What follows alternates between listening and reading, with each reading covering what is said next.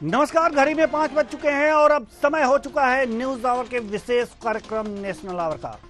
और मैं हूं आपके साथ देवेंद्र कुशवाहा। आज इस कार्यक्रम में हम बात करेंगे पीएम मोदी के डोडा रैली की। जम्मू कश्मीर विधानसभा चुनाव के लिए पीएम मोदी डोडा में रैली को संबोधित किया। इस रैली में पीएम मोदी ने न सिर्फ लोगों को मोदी की गारंटी दी बल्कि विपक्ष पर जमकर निशाना साधा। आज इस कार्यक्रम में हम जानेंगे कि क्या है मोदी की गारंटी, विपक्ष पर कैसा किया है वार। तो आइए शुरू करते हैं national hour.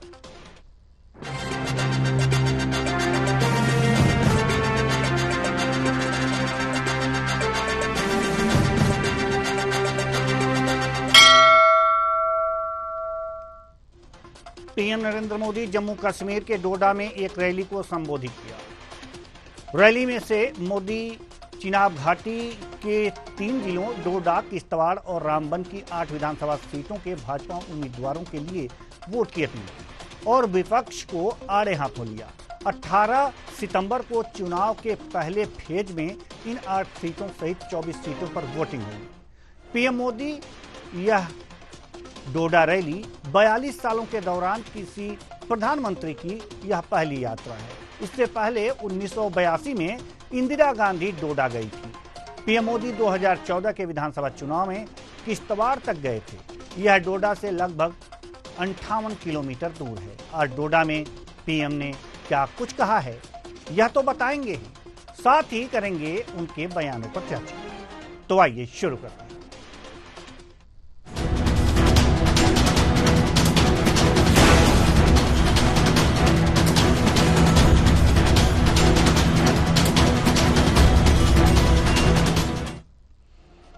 PM Narendra Modi ने डोडा में एक चुनावी रैली को संबोधित किया।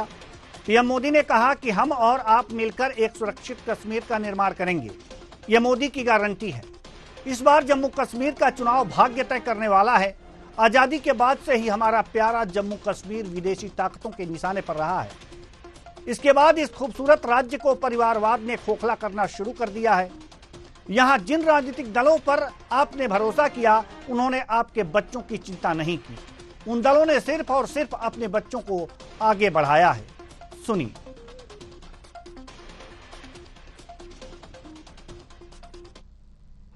हम और आप मिलकर के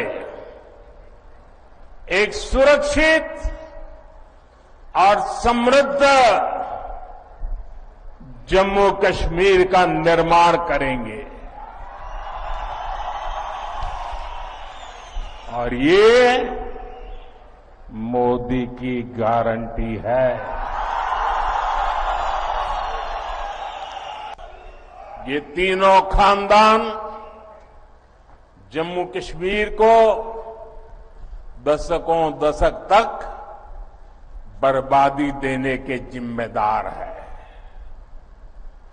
इन 3 खानदानों ने यहां करप्शन को बढ़ावा दिया। इन 3 खानदानों ने यहां जमीन कब्जा करने वाले गिरोहों को बढ़ावा दिया।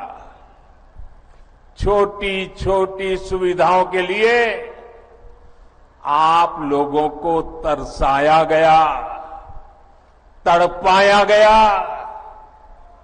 सरकारी नौकरियों में सिर्फ उन्हीं लोगों को भर्ती किया गया जो इन 3 खानदानों के खास थे। आप याद करिए वो समय जब दिन ढलते ही यहां अघोषित कर्फ्यू लग जाता था। सारी दुकानदारी ठप, सारा कामकाज ठप। हालत ये थी कि तब कांग्रेस सरकार के, केंद्र सरकार के गृह मंत्री तक लाल चौक जाने से डरते थे। साथियों, जम्मू कश्मीर में आतंकवाद अब अपनी अंतिम सांसें गिन रहा है। जो पत्थर पहले पुलिस और फौज पर फेंकने के लिए उठते थे, उन पत्थरों से नया जम्मू कश्मीर बन रहा है। और ये सब कुछ किसने किया है?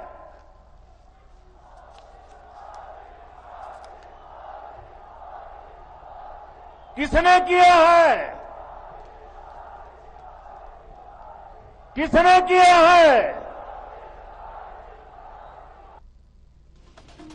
पीएम मोदी के आरोपों पर पीएम मोदी के बयान पर नेशनल कॉन्फ्रेंस के उपाध्यक्ष और गांदरबल विधानसभा क्षेत्र से उम्मीदवार उमर अब्दुल्ला ने कहा कि जब भाजपा को इन परिवारों में से किसी की मदद की जरूरत थी तब हम बर्बादी के जिम्मेदार नहीं थे। 6 साल पहले बीजेपी का पीडीपी के साथ जम्मू कश्मीर में रिश्ता था। चुनाव के दौरान उन्हें खराबी नजर आ जाती है। सुनिए उमर अब्दुल्ला ने क्या कहा। बीजेपी को इन फैमिलीज में से किसी की मदद की जरूरत थी, तब हम बर्बादी के जिम्मेदार नहीं थे। अभी मुश्किल से 5-6 साल हो गए। पीडीपी के साथ तो बीजेपी का जम्मू कश्मीर में रिश्ता था, तब उनको पीडीपी में कोई खराबी नजर नहीं आई।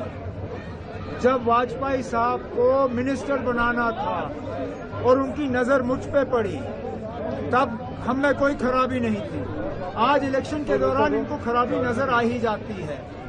आप यकीन माने, कल को अगर बीजेपी के नंबर कम पड़े और पीडीपी ने उनको दोबारा मदद करने का फैसला किया, उनको पीडीपी में कोई खराबी नजर नहीं आएगी। ये वक्त की बात है ना, ये सियासी तकरीरें होती हैं और इलेक्शन के बाद इन चीजों को बुलाया जाता है। सर, तो इसे उमर अब्दुल्ला ने सियासी तकरीर करार दिया है। उन्होंने कहा है कि जब हमारी मदद की जरूरत थी बीजेपी को, तब हम कश्मीर को बर्बाद नहीं किए थे और अब चुनाव के दौरान हम बर्बाद कर रहे हैं। 3 खानदानों पर आरोप और उस पर उमर अब्दुल्ला का यह बयान बहुत ही महत्वपूर्ण है। आज इसी बयानों पर हम करेंगे चर्चा और चर्चा के लिए हमारे साथ जो मेहमान जुड़े हुए हैं उनसे आपका परिचय करा दें। हरेंद्र विक्रम सिंह जी, प्रवक्ता बीजेपी, अनिल सिंह चौहान जी, प्रवक्ता कांग्रेस, प्रमोद गोस्वामी जी, राजनीतिक विश्लेषक। तीनों मेहमानों का बहुत बहुत स्वागत है हमारे इस कार्यक्रम में। चर्चा की शुरुआत अनिल सिंह चौहान जी। प्रधानमंत्री नरेंद्र मोदी जी ने आज डोडा में 3 परिवारवादों पर परिवारवाद का आरोप लगाया है, आतंकवाद पोषित करने का आरोप लगाया है, जनता के बच्चों के लिए कुछ ना करने का आरोप लगाया है, सिर्फ अपने बच्चों के आगे बढ़ाने की बात 3 पार्टियों पर उन्होंने लगाया है, नेशनल कॉन्फ्रेंस, पीडीपी और कांग्रेस। क्या कहेंगे इन आरोपों पर? देवेंद्र जी, आपको आपके विद्वान दर्शकों को मेरा नमस्कार। जी नमस्कार। देखिए, उमर अब्दुल्ला जी ने बहुत माकूल जवाब दे दिया है। उन्होंने बता दिया है कि किसी परिवार से इनको जब राजनीतिक आवश्यकता हो तो वो परिवार सबसे साफ सुथरा हो जाता है। जो भ्रष्टाचार का जिन पर बड़े से बड़ा मोदी जी लगाएं और जब वो भारतीय जनता पार्टी ज्वाइन तो वो सबसे बड़ा हरिश्चंद्र हो जाता है। 7 दिनों के अंदर सीबीआई और ईडी उसको क्लीन चिट दे देती है। इंडियन एक्सप्रेस ने जो 38 नामों की सूची छापी थी उसमें उसने स्पष्ट किया था कि भारतीय जनता पार्टी ज्वाइन करने के बाद चाहे हिमंता बिस्वा शर्मा हो, अजीत पवार हो, ज्योतिरादित्य हो, ऐसे 38 नाम उसने छापे थे जिनके ऊपर 15 दिन के अंदर कार्रवाई बंद हो गई।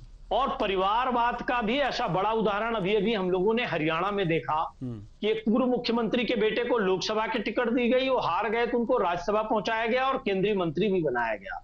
तो देखिए, भारतीय जनता पार्टी में मोदी जी कभी मंगलसूत्र, मुजरा और भैंस की बात करने लगते हैं, कभी राजनीतिक इनकी बयानबाजी का स्तर इतना गिर जाता है कि ये लोगों मुसलमान भैंस खोल कर ले आएंगे ऐसे बयान भी देने लगते हैं।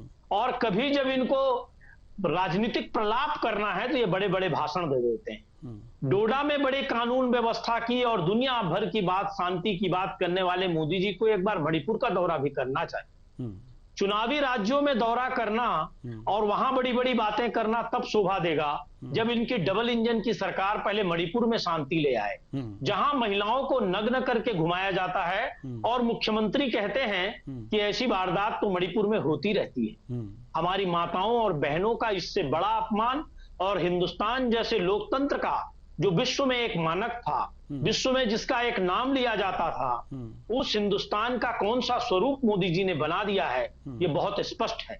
जहां छत्तीसगढ़ जैसे शांत राज्यों में मॉब लिंचिंग की घटनाएं होने लग गई हैं, जहां लगातार हिंसा और लगातार नफरत फैल रही है, पुलवामा जैसे अटैक में आज तक सरकार बता नहीं पा रही है कि किसका हाथ था। चुनाव जीत गए, पुलवामा के शहीदों के नाम पर वोट मांग लिए, लच्छेदार बातें कर लिए, पर मोदी जी को यह याद नहीं आया कि सरकार हमको, हिंदुस्तान की जनता को, सेना को यह जवाब भी देना है कि इस अटैक के पीछे कौन था, कौन लोग जिम्मेदार थे। ये बताने से हम मोदी जी पास को गुरेज है, ये वोट की राजनीति। जी जी आएंगे हम आपके पास। हरेंद्र विक्रम सिंह जी, जो भी आरोप लगाए गए हैं उमर अब्दुल्ला जी ने उसका जवाब दिया है। उस जवाब से हमारे कांग्रेस के प्रवक्ता अनिल सिंह चौहान जी सहमत हैं। इन्होंने साफ साफ ये भी कहा है कि वास्तव में जब जरूरत पड़ती है तो ये खानदान बर्बाद करने वाले नहीं होते, लेकिन जब चुनाव आते हैं तो यही खानदान बर्बाद करने वाले हो जाते हैं। तो क्या इसे चुनावी जुमला मान लिया जाए एक तरह से, या कुछ तथ्य भी है, रखेंगे आप? जी ठीक है, सहयोग करते हैं, लेकिन इसमें इन 3 परिवारों ने नया नेतृत्व गठन नहीं किया। फारूक अब्दुल्ला से अब्दुल्ला और अब्दुल्ला, इसके अलावा भी तो नेतृत्व हम चाहिए था ना जम्मू कश्मीर के युवाओं को।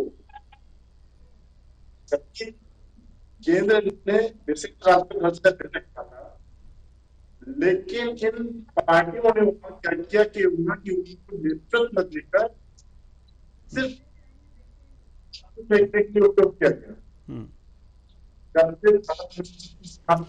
हरेंद्र विक्रम जी, आपकी आवाज सही तरीके से नहीं आ रही है, तो थोड़ी देर बाद हम आपके पास आएंगे। रुख करेंगे प्रमोद गोस्वामी जी की तरफ, राजनीतिक विश्लेषक हैं आप। जी प्रमोद गोस्वामी जी, आप मुझे सुन पा रहे हैं? जी जी जी प्रमोद गोस्वामी जी, सवाल यहाँ पर यह है कि प्रधानमंत्री नरेंद्र मोदी डोडा में गए। एक प्रधानमंत्री के तौर पर अगर डोडा की यात्रा देखी जाए तो ये 42 साल बाद है, चुनाव के दौरान ही सही, लेकिन गए। और उन्होंने जो आरोप लगाया इन 3 खानदानों पर, 3 पार्टियों पर जो इन्होंने आरोप लगाया, आतंकवाद का आरोप लगाया, विकास न करने का आरोप लगाया, जनता की देखभाल न करने का आरोप लगाया, सिर्फ अपने बच्चों के विकास का आरोप लगाया, पत्थरबाजी में इन लोगों का हाथ बताया, ये तमाम बातें इन्होंने बताई। तो क्या इसे मात्र एक चुनावी माना जाए? प्रधानमंत्री का यह बयान सिर्फ चुनावी है या इनमें कुछ सत्यता भी है?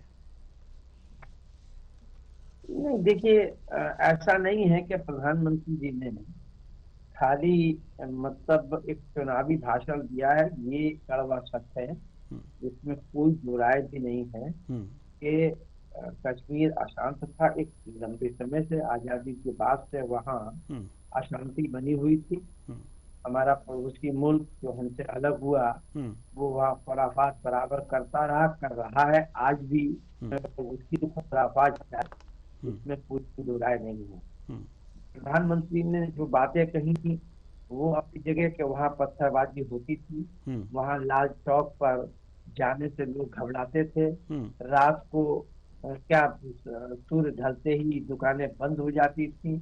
आतंकवाद अपने चरम पर था, इसमें कोई दो राय नहीं। ये अपनी जगह पर सच है, जो उन्होंने कहा उसमें कहीं कोई उन्होंने गलत बयानी नहीं की है।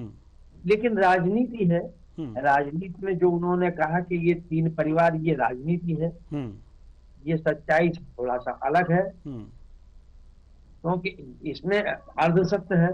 सच्चाई ये है कि इसमें कोई दो राय नहीं है कि ये 3 परिवार वहां मतलब आतंकवाद के लिए जी।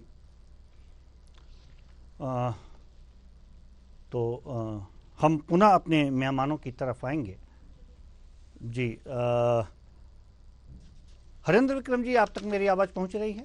भी रूप से अपनी जो वहाँ छूट मिली उसमें भी परोक्ष अपरोक्ष लोगों के हाथ थे या नहीं थे, तो उस पे उनको रोकने की कोई प्रक्रिया नहीं की गई, क्योंकि वोट बैंक बिगड़ता था या जो वहाँ की मानसिकता थी उस पर चोट पहुंचती थी, तो राजनीतिक कारणों से उस पर चुप्पी साधे रहे, भले ही वो आंतरिक रूप से वो गलत मानते हो, लेकिन सार्वजनिक रूप से उनकी चुप्पी साधे रहे। तो ये प्रधानमंत्री जी ने जो भी बातें कही हैं वो अपनी जगह पर गलत नहीं है, और जो वहां के हालात को उन्होंने बयान किया, लेकिन जो उन्होंने कहा कि ये तीन परिवार, तो ये तीन परिवार राजनीति के लिए इन तीनों परिवारों से वो कांग्रेस को छोड़ दीजिए, क्योंकि दो परिवार जो वहां के हैं उनसे कहीं ना कहीं परोक्ष रूप से, डायरेक्ट अपरोक्ष रूप से मदद लेते रहे, चाहे पीडीपी के साथ वहां सरकार बनाई जिसको आज आलोचना कर रहे हैं प्रधानमंत्री जी, उनके साथ गलवैया की, उनके साथ सरकार बनाई, साझा की, और वो वहां उनके साथ रहे, इसकी आलोचना भी हुई थी जी। अटल बिहारी वाजपेयी जी ने भी नेशनल कॉन्फ्रेंस के फारूक अब्दुल्ला के बेटे उमर अब्दुल्ला को, उनको उन्होंने मंत्रिमंडल में भी दिया, उनका भी साथ लिया जी। तो ये जो उमर अब्दुल्ला ने जो आरोप लगाए हैं, ये बात भी अपनी उनके जो जवाब दिए हैं आरोपों का प्रधानमंत्री के, वो भी अपनी जगह पर ठीक है। तो लेकिन कश्मीर क्योंकि इस देश से अलग, वहाँ की राजनीतिक, वहाँ की सामाजिक परिस्थितियां, वहाँ की आर्थिक परिस्थितियां, सारी चीजें इस अलग है, क्योंकि स्वतंत्रता के बाद से कश्मीर है वो कहीं न कहीं विभिन्न कारणों से वो एक अलग थलग रहा, या वहाँ की स्थितियां अलग बनी रही। इस पर केंद्र सरकार हमेशा राजनीति करती रही, ये भी बात सच है। अगर उसको, लेकिन ये क्रेडिट जाता ही है कि जो वहाँ असमानता थी 370 और 35A, वो हटाने का एक बड़ा काम किया केंद्र सरकार ने, तो वो उसका क्रेडिट भी लेना चाह रहे हैं। तो इसलिए मुझे लगता है कि राजनीति है, राजनीति हमेशा अर्ध सत्य रहती है जी। कुछ सत्य होता है और कुछ इसमें चीजें घुमा के मिर्च मसाला जरूर लगा होता है, चुनाव के दौरान ये मिर्च मसाला कुछ ज्यादा ले लिया जाता है। जी जी। हरेंद्र विक्रम जी, हम आपके पास आना चाहेंगे, मेरी आवाज आप तक पहुंच रही है? जी, आप अपने मोबाइल को एक जगह स्थिर रख दें तो फ्रेम बनाने में भी आसानी होगी और आपका पूरा चेहरा दिखाई देगा। आधा चेहरा आपका अच्छा नहीं लगता टीवी पर, पूरा चेहरा आना चाहिए, और पूरे चेहरे से, पूरे आत्मविश्वास से जवाब भी दीजिएगा कि अटल बिहारी जी की सरकार में उमर अब्दुल्ला मंत्रिमंडल में थे, पीडीपी के साथ मोदी सरकार ने, पीडीपी जब मोदी जी पीएम थे तो पीडीपी से गठबंधन हुआ करता था। क्या कहेंगे? और यही लोग बर्बाद कर रहे हैं, यही खानदान बर्बाद कर रहा है। ये तो दोहरी बात हुई, अगर बर्बाद कर रहे हैं तो गलवहियां क्यों नहीं, अगर नहीं बर्बाद कर रहे हैं तो ये बातें क्यों? जी सर, ये देश की विकास के लिए क्षेत्रीय दल को हमेशा केंद्रीय जो बड़ी पार्टी उनकी पसंद पड़ता है, और कभी कभी जब विचारधारा में ज्यादा जैसे 370 की जब बात आई है, सब पार्टियों ने अपने आप को कर लिया। बिल्कुल भाई, जम्मू कश्मीर में 370 अलग हुई, युवाओं को रोजगार मिला, तो युवाओं के रोजगार से और राजनीति में युवाओं को अनेक मौके मिला, तो इसको सहयोग करना चाहिए था ना। आपको मंत्री पद दिए, सब कुछ दिए, उसके बाद जब आपको लगा कि धारा 370 समाप्त होने से हमारी राजनीति समाप्त हो जाएगी और जो वहां पर आतंकवाद फैला रखा उस पर नकेल चल जाएगी। राजनीतिक दल हैं, उनके विचार आपके विचार से नहीं मिले उस समय, ठीक है, उन्होंने विरोध किया, लेकिन आप अपनी वाली वहां कर लिए ना, इसमें कोई दिक्कत तो थी नहीं, ठीक है। जी। सभी आपके दल के विचारधारा के अनुसार थोड़ी चलेंगे, लेकिन नहीं चल- आपकी जी आपकी विचारधारा से उनकी विचारधारा मेल नहीं खाती है, लेकिन जब कहीं लाभ लेने की स्थिति आती है तो उन्हीं से गलवहियां हो जाता है, विचारधारा मिलने लगती है। क्यों? नहीं, देखिए, जब देश की विकास की बात हो, नौजवानों के हित की बात हो, तो हम गलबैया करने को तैयार हैं। लेकिन इसके साथ इसके अगेंस्ट कोई बात होगी तो हर व्यक्ति हमारा वो विरोधी होगा जो देश के विकास के विरोध करता है, हमारा विरोधी होगा। हरेंद्र विक्रम जी, नेशनल कॉन्फ्रेंस शेख अब्दुल्ला, इनके बारे में तो आप जानते ही होंगे। जी। कश्मीर के भारत में विलय के समय जी। जिस परिवार की बात प्रधानमंत्री नरेंद्र मोदी ने किया है कि यह खानदान कश्मीर को बर्बाद कर रहा है, कहना नहीं चाहिए, लेकिन शेख अब्दुल्ला उस समय कश्मीर में भारत के प्रति लोगों को जागरूक कर रहे थे। पता होगा इतिहास आपको, वही शेख अब्दुल्ला हैं। पाकिस्तान, वो पाकिस्तान में मिलना नहीं चाहते थे। जम्मू का एरिया था वो हिंदुस्तान में विलय के लिए तत्पर था, लेकिन जहां मुस्लिम बाहुल्य इलाके थे उस पर संदेह था, और वहां जाकर के इन्होंने जागरूकता पैदा की। हालांकि वो कर्ण सिंह को भी राजा के रूप में राजतंत्र नहीं देखना चाहते थे, पाकिस्तान को नहीं देखना चाहते थे, वो भारत के साथ आना चाहते थे, और इसके लिए उन्होंने काम किया। ये वही परिवार है, ये वही परिवार है सर। बर्बादी कहां हुई? बर्बादी कहां हुई सर? इस परिवार ने बर्बादी कहां की, ये आपको बताना पड़ेगा। की बात यहाँ आती है जी, कि एक ही परिवार वहां कब्जा करके बैठ रहेगा क्या? और लोगों को मौका नहीं मिलना चाहिए? वहां के युवाओं को आगे नहीं आना चाहिए राजनीति में? मोदी जी ने वही तो कहा है कि यहाँ पर युवाओं को आगे आकर राजनीति में मौका मिलना चाहिए, और उसके लिए वो काम कर रहे हैं। वहां पर कितने लंबे समय से चुनाव, बीडीसी चुनाव नहीं हुए, प्रधानी के चुनाव नहीं हुए। उच्च चुनाव होंगे तो लोगों को प्रतिनिधित्व करने का मौका मिलेगा, नेतृत्व करने का मौका मिलेगा, और कल ताकि वो राज्य स्तर पर नेता बनेंगे और देश का नेतृत्व करेंगे। तो वहां के लोगों को भी अच्छा है ना। शेख अब्दुल्ला से लेके अभी तक वही परिवार चला रहा है।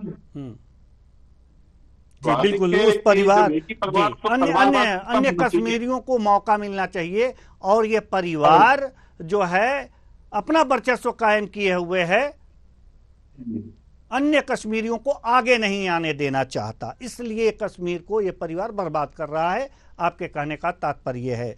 अनिल सिंह चौहान जी, ये तो आप इसका हरेंद्र विक्रम सिंह जी ने जो सवाल किया उसका जवाब दे दीजिए आप, कि इसलिए बर्बाद कर रहा है यह परिवार कि अन्य कश्मीरियों को मौका नहीं देता। दूसरा सवाल आपसे यह है कि कहीं न कहीं, जैसा कि अभी हमारे प्रमोद गोस्वामी जी ने बताया है, कि कहीं न कहीं आतंकवाद पर अंकुश लगाने का काम बीजेपी की जो सरकार है, पत्थरबाजों पर अंकुश लगाने का काम की है, और अच्छा काम हुआ है,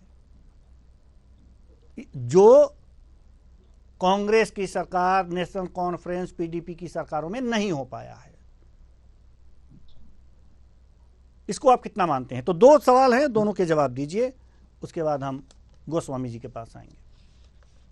देखिए देवेंद्र जी, जो मूल बात है कि जब भारत पाकिस्तान का विभाजन हुआ, आजादी मिली इस देश को, तब से लेकर कश्मीर पर मैं मानता हूं कश्मीर मामलों के मंत्री भारतीय जनता पार्टी के जो बहुत इनके प्रमुख हैं, श्यामा प्रसाद मुखर्जी जी भी रहे, और पंडित नेहरू जी ने उनको विपक्ष में होने के बाद भी वो अवसर दिया, और तब से लेकर आज तक कश्मीर के मामले में बहुत अच्छा कूटनीतिक प्रयास भारत ने किया है, मेरा मानना है। और चाहे 370 को लेकर दर्जनों संशोधन की बात कर लीजिए, चाहे अटल जी की सरकार में किसी को मौका देने की बात कह लीजिए, या कश्मीर हो या दूसरे क्षेत्र में देश में काम होने की बात कह लीजिए, मैं ये मानता हूं कि सभी सरकारों ने बेहतर से बेहतर काम किया। सिर्फ पूर्व की सरकारों की आलोचना करना और आत्ममुग्धता में खोए रहना इस कदर मोदी जी को भा गया है, इस कदर अंधभक्तों को भा गया है देवेंद्र जी, कि अब ये वाजपेयी जी भी की आलोचना करते हैं। आप देखिए कि इनके राष्ट्रीय अध्यक्ष नड्डा साहब ने कह दिया था कि वाजपेयी जी को आरएसएस की जरूरत रही होगी, मोदी जी को नहीं। उन्होंने आरएसएस की भी आलोचना कर दी, मोदी जी को भी, वाजपेयी जी को भी कमजोर बता दिया। मैं ये समझता हूं कि अपने दल के पुरोधाओं और दूसरे दल के जो पुरोधा या हमारे हिंदुस्तान के जो पुरोधा हैं, इनको गाली देना मोदी जी का बेसिक संस्कार है। और रहा सवाल देखिए खानदानों का, तो इनकी राजनीतिक आवश्यकता और राजनीतिक स्वार्थ में ये खानदान कभी इनको प्रिय होते हैं, कभी बुरे हो जाते हैं। वैसे ये सारा देश जानता है कौन से दो खानदान हैं जो मोदी जी को प्रिय हैं, जिनका नंबर अरबपतियों की सूची में 1000वें नंबर पर भी नहीं था, वो आज एशिया के सबसे बड़े अमीर हैं। ये सिर्फ 10 वर्षों में मोदी जी की देन है। और कितना शेयर उसमें मोदी जी का है मैं नहीं जानता, लेकिन ये बात तो स्पष्ट है कि 2 अरबपतियों का खानदान ही उनका है। और या फिर जो भारतीय जनता पार्टी में आ जाए, अगर इनको ज्योतिरादित्य सिंधिया, बांसुरी स्वराज, ऐसे कितने उदाहरण बता दूंगा, जयंत शाह, राजनाथ सिंह जी के जयंत सिंह, कितने उदाहरण है बताइए आप। मैं आपको सैकड़ों उदाहरण बता सकता हूं। अगर इनमें ये परिवारवाद को रोकते कि राजनीति में दूसरे लोगों को भी मौका मिलना चाहिए, नेता का बेटा ही नेता नहीं बनना चाहिए या समाज सेवी नहीं बनना चाहिए, तो मैं इनकी बात को स्वीकार कर लेता।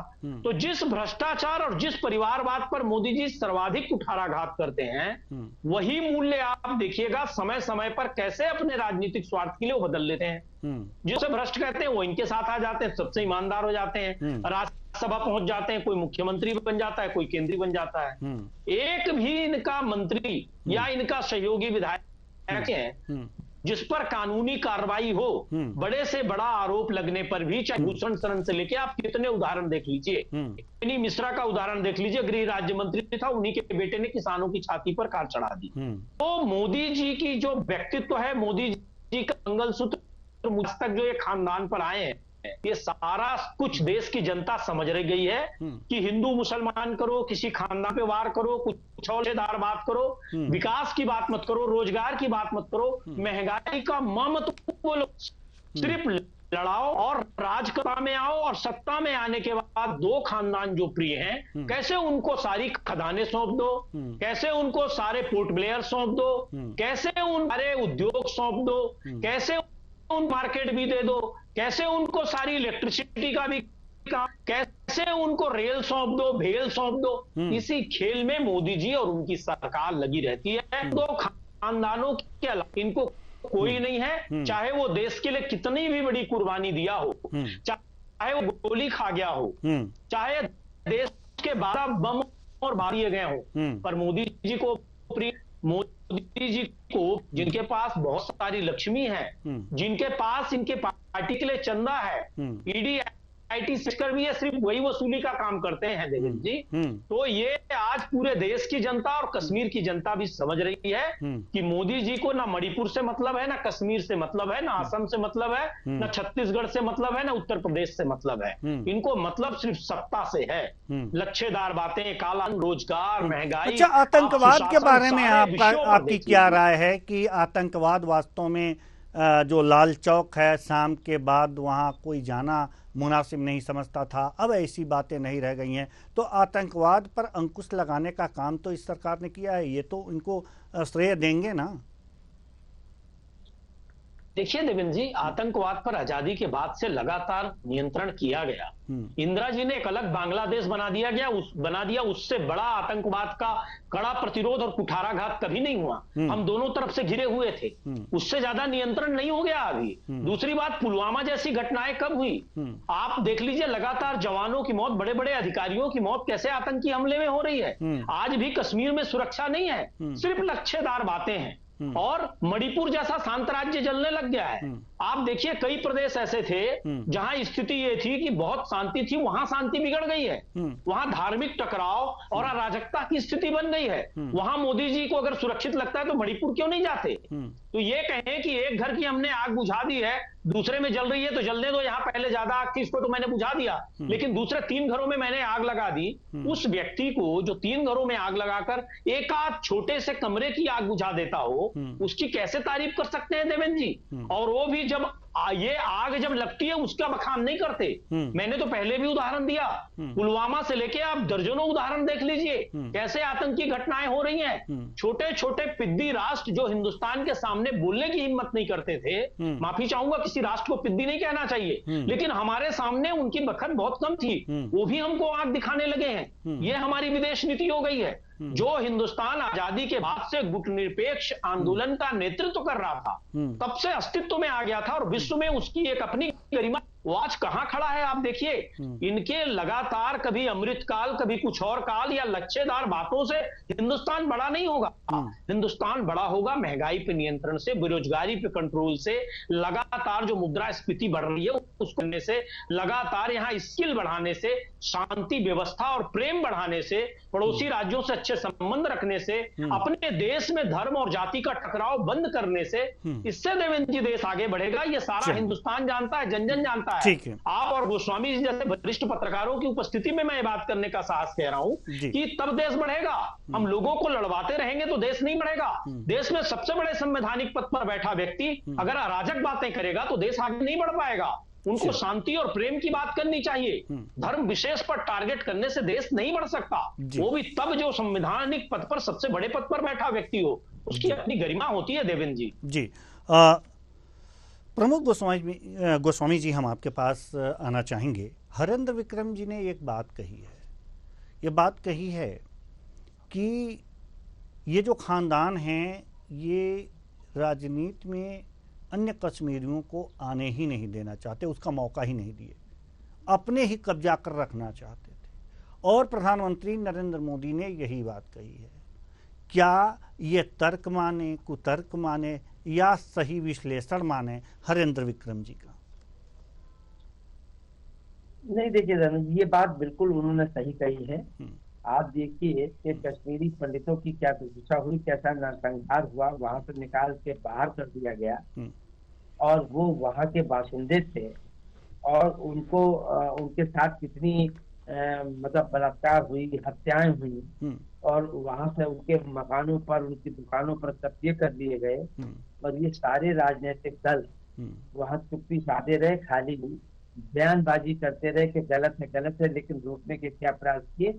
ये बात सही है, इससे कोई इनकार नहीं कर सकता है। और आज भी अगर आप देखें, क्योंकि ये राजनीति है, आप असल में देखिए विडंबना ये है कि अब राजनीति के मतलब है कि देश की जनता के लिए, जनता के सुख के लिए, दुख के लिए, विकास के लिए।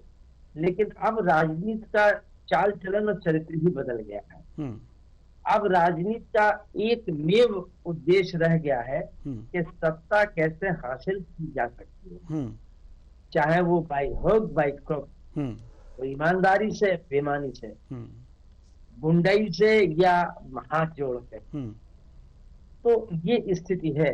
अब आप एक चीज और देख लीजिए, ये बात हरेंद्र जी की इस बात से मैं सहमत हूँ, और चाहे वो पीडीपी हो और चाहे नेशनल कॉन्फ्रेंस हो, ये खलियाली आंसू तो जरूर बहाते रहे और कहते रहे वापस आना चाहिए, वापस लाना चाहिए, वापस भेजना चाहिए। लेकिन उसके लिए क्या प्रयास किए सरकारें तो इनकी नहीं। आतंकवाद को रोकने के लिए या वहां के मुस्लिम समाज को समझाने के लिए उन्होंने कौन सा काम किया? क्योंकि मालूम था कि अगर हम इसके कश्मीरी पंडितों के बारे में बोलेंगे तो हम सत्ता से बाहर हो जाएंगे, यहाँ से निकल जाएंगे। तो ये जो है ढंग की राजनीति का जो चलन शुरू हुआ और शुरू से रहा है। अब आप इसमें अभी देख लीजिए, हालांकि भारतीय जनता पार्टी के ऊपर ये आरोप रहता है और वो सही भी है कि वो मुस्लिम को टिकट नहीं देती है, बात सबके साथ सबके विकास की करती है। लेकिन इस बार उन्होंने वहां कश्मीर में उन्होंने मतलब 2 दर्जन से ज्यादा मुस्लिमों को टिकट दे दिए। तो ऐसा नहीं है कि उन्होंने टिकट यूं ही दे दिए, वहां की जो जातिगत समीकरण है उसको ध्यान में रख के दिए उन्होंने वैली में, है ना। लेकिन कश्मीरी पंडितों को कितने टिकट दिए भारतीय जनता पार्टी में, जरा इसका आंकड़ा निकाल लीजिए। बिल्कुल। तो ये भी एक सवाल है। इस बात तो ये होती है कि सबका साथ और सबको टिकट देना चाहिए, या जब आलोचना होती है तो ये भी देख लीजिए कि पीडीपी ने और उन्होंने कितने कश्मीरी पंडितों को चुनाव लड़ाया था। आज बीजेपी का देख लीजिए कि बीजेपी ने कितने कश्मीरी पंडितों का की वो बात तो करते हैं, लेकिन वहां उनको कितना बचाया उन्होंने, ये उनका कमजोर पक्ष भी भारतीय जनता पार्टी का, ये दावा तो करते रहे, लेकिन वहां कितने लोग वहां गए तो सुरक्षित नहीं थे, सुरक्षित नहीं है। लेकिन हाँ, आतंकवाद में कमी आई है, हालातों में सुधार हुआ है, इससे भी इनकार नहीं किया जा सकता है। बिल्कुल, जो पहले दुर्दशा थी अब वो दुर्दशा नहीं है, पथराव नहीं है, व्यवसाय चल रहा है, पर्यटक जा रहे हैं, तो ये चीजें सुधरी तो हैं, एक दिन में तो नहीं सुधरेंगी। जो पिछले 70 वर्षों से जहाँ की स्थिति खराब हो, definitely it will take some time. लेकिन उसके साथ साथ ये भी है कि ये सभी राजनीतिक दलों को सोचना होगा, खाली भाजपा के सोचने से नहीं होगा, या पीडीपी के सोचने से नहीं होगा, या नेशनल कॉन्फ्रेंस के। वहाँ राजनीति करें, वहाँ कश्मीरी पंडितों को पीडीपी ने कितनी टिकट दी है कि नहीं आप आइए, हम आपको बताना चाहते हैं, आपका हम प्रतिनिधित्व रखना चाहते हैं अपनी सरकार में। नेशनल कॉन्फ्रेंस ने कितनी दी, भाजपा ने कितनी दी, एक सम्यक सवाल है जी। और ये स्थित घूम फिर के वहीं आ जाती है कि ये हाथी के दांत कुछ और हैं, खाने के और हैं, दिखाने के कुछ और हैं। जी, अब चूंकि समय नहीं है और बार बार इशारा हो रहा है कि समय हो गया है, इसलिए इस चर्चा को और आगे नहीं बढ़ा सकते। बहुत बहुत धन्यवाद तीनों मेहमानों का, आप आए और अपने अपने अमूल्य विचार साझा किए। तो खानदान की खता पर आज प्रधानमंत्री नरेंद्र मोदी ने डोडा से रोशनी फेंकी है, और ये रोशनी फेंकी इसलिए कह रहा हूं कि खानदान को कश्मीर के बर्बादी का कारण बताया है, जबकि इसे उमर अब्दुल्ला ने प्रधानमंत्री के इस बयान को यह कहा है कि ये एक चुनावी बातें हैं, इससे ज्यादा कुछ नहीं। जब हमारी जरूरत पड़ती है तो हम कश्मीर बर्बाद नहीं करते, और जब चुनाव आते हैं तो हम कश्मीर बर्बाद करने में लग जाते हैं। तो इससे आपको समझना चाहिए कि हम वास्तव में इस बातों में कितना दम है, या एक चुनावी बात है। हालांकि इस बात को उमर अब्दुल्ला ने ये बयान देकर के खत्म कर दिया कि ये तीनों जो परिवार हैं, तीनों जो खानदान हैं, ये कश्मीर को बर्बाद करते हैं। लेकिन एक बात कि किसी की भी सरकार रही हो, वो कश्मीर में आतंकवाद पर नियंत्रण करने में नाकाम रही है, धारा 370 को हटाने में नाकाम रही है, जो कि इस सरकार ने कर दिखाया है। और वास्तव में आतंकवाद में कमी आई है, शांति बनी है, तो विकास भी होगा। लेकिन अब इस चुनाव में जनता क्या सोचती है, यह सबसे बड़ी बात है। जनता जो सोचेगी वैसा करेगी, और जनता की सोच क्या है, इस विधानसभा चुनाव के बाद जो परिणाम आएंगे उनसे पता लग जाएगा। फिलहाल इस कार्यक्रम में इतना ही, मुझे दीजिए इजाजत, नमस्कार।